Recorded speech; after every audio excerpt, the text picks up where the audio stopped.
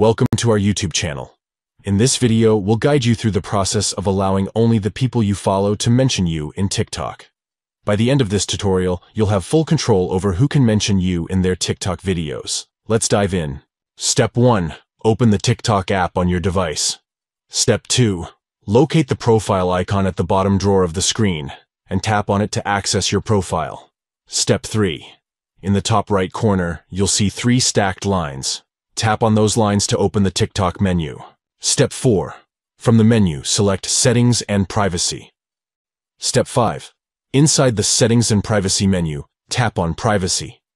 Step 6. Scroll down to find the Interactions section and tap on Mentions and Tags. Step 7. You'll see Mentions. Tap on it. Step 8. Finally, select People you follow. By following these simple steps, you can ensure that only the people you follow have the ability to mention you in their TikTok videos. This provides better control over your TikTok interactions and enhances your privacy. We hope this guide has been helpful to you. If you have any questions or need further assistance, please leave a comment below, and don't forget to like and subscribe to our channel for more TikTok tutorials and guides.